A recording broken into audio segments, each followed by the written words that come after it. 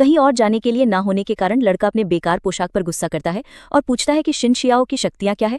संयोग से या नहीं घर के पास बिजली गिरती है जिससे पूरे शहर में बिजली गुल हो जाती है। जैसे ही बिजली वापस आती है मिशेल बाथरूम की खिड़की से कूदता है और घर वापस भागता है, एक बार फिर कक्षा के सामने अपमानित हो चुका होता है। अगले सुबह लड़का स्कूल के एक और दिन के लिए जागता है, लेकिन देखता है कि मारियो उसका छोटा कुत्ता उसे अजीब तरह से देख रहा है। मिशेल समझ नहीं पाता है, लेकिन वो इसे एक तरफ रख देता है क्योंकि उसे समय पर स्कूल पहुंचने की जल्दी है। हालांकि जब वो दांत ब्रश करने के लिए बाथरूम जाता है तो वो ये देखकर चौंक जाता है कि उसका शरीर पूरी तरह से अदृश्य है। इस वजह से जब जियोवाना उसके कमरे में दिखाई देती है तो वो उसे देख नहीं पाती है, जिससे मिशेल और भी भ्रमित हो जाता है। फिर वो एक संदेश लिखता है और उसे बिस्तर पर रख देता है। अपनी माँ को बताता है कि वो जल्दी चला गया। जियोवाना फिर संदेश देखती है और काम पर चली जाती है, जबकि मिशेल अपने कमरे में सामान्य होने का कोई विचार नहीं रखता है।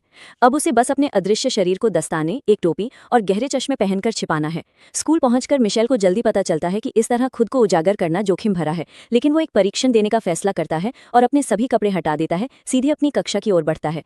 किसी का ध्यान न जाने पर मिशेल को यकीन है कि उसके पास अदृश्यता की शक्ति है और वो इसका फायदा उठाने का फैसला करता है।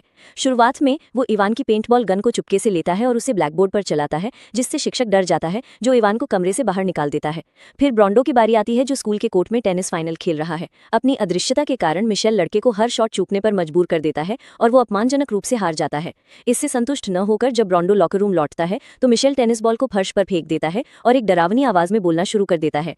एक भूत होने का विश्वास करते हुए लड़का चेंजिंग रूम से बाहर भागता है, जबकि मिशेल पूरी स्थिति से अम्यूज्ड होता है। अंत में लड़का एक अंतिम परीक्षण करने का फैसला करता है, इस बार महिलाओं के चेंजिंग रूम में झांकता है। जब वो वहां पहुंचता है तो लड़का कक्षा की सभी लड़कियों को देखकर फ्राउनिंग करता है और उनमें बैठ जाता है, ध्यान आकर्षित न करने की कोशिश करता है। उसके दुर्भाग्य से स्टेला गलती से तौलिया उसी जगह फेंक देती है जहां वो बैठा था। तौलिए को मानवीय आकार लेते हुए देखकर चौंक जाती है। लड़की उसे दूर हटाने के लिए हाथ बढ़ाती है, लेकिन तभी मिशेल फिर से दिखाई देने लगता है। जब वे घुसपैठिए को खोजते हैं तो पूरी कक्षा डर के मारे चिल्लाती है और मिशेल को लगभग स्कूल से निकाल दिया जाता है। अगली सुबह सब कुछ और खराब हो जाता है जब कक्षा की लड़कियां उसे तिरस्कार से देखती हैं। पूरी स्थिति मिशेल को असहज कर देती है और उसकी घबराहट फिर से अदृश्यता की शक्ति को सक्रिय करती हुई प्रतीत होती है।